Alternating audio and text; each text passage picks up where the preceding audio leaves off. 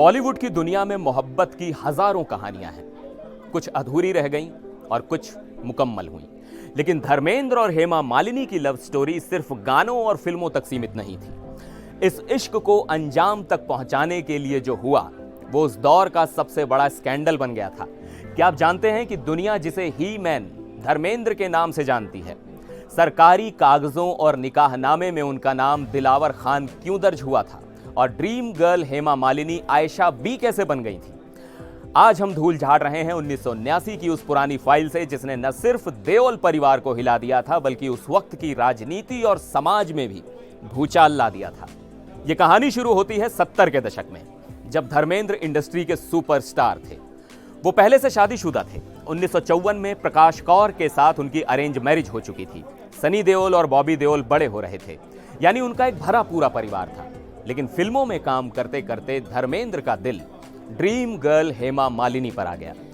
दोनों की जोड़ी स्क्रीन पर आग लगा रही थी। शोले, सीता और गीता, जुगनू जैसी फिल्मों के सेट पर यह प्यार परवान चढ़ रहा था। लेकिन दिक्कत यह थी कि यह सिर्फ एक अफेयर नहीं था। धर्मेंद्र हेमा मालिनी से शादी करना चाहते थे और यही इस कहानी का सबसे बड़ा पेंच था, क्योंकि वो एक हिंदू थे और हिंदू मैरिज एक्ट 1955 देश में लागू हो चुका था। इस कानून की धारा 17 बहुत सख्त है।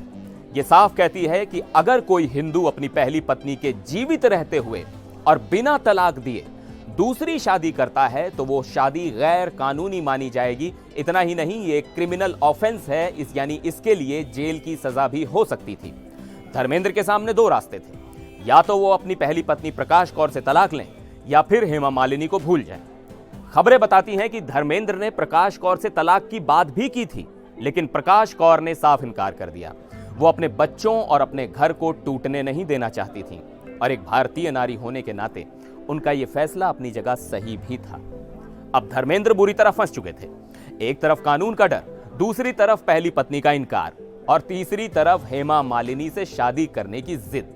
मीडिया में रोज नई गॉसिप छप रही थी। लोग कह रहे थे कि यह रिश्ता अब खत्म हो जाएगा क्योंकि धर्मेंद्र जेल तो नहीं जा सकते थे।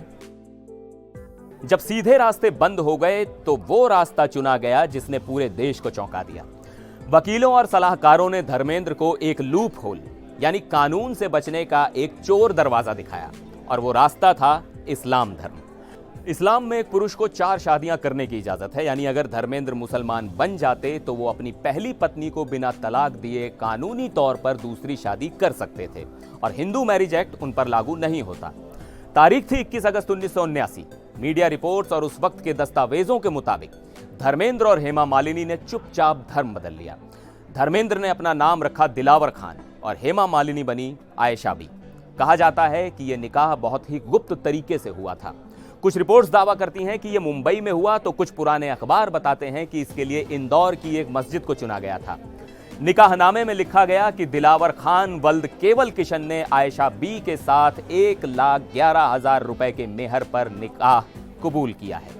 2 गवाहों की मौजूदगी में उस दौर के सबसे बड़े सुपरस्टार ने अपना धर्म और पहचान सिर्फ अपने प्यार के लिए बदल दी। जैसे ही यह खबर बाहर आई, हंगामा मच गया। यह सिर्फ एक शादी नहीं थी, यह कानून को चकमा देने की कोशिश थी। कई संगठनों ने इसके खिलाफ आवाज उठाई।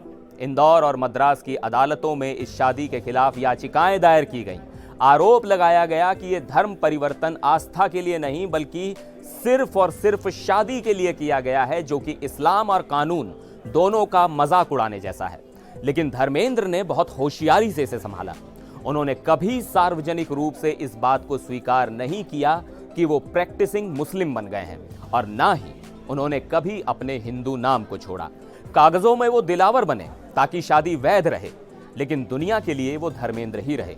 हेमा मालिनी ने भी अपनी बायोग्राफी में इस दौर का जिक्र किया है, लेकिन बहुत संभल कर।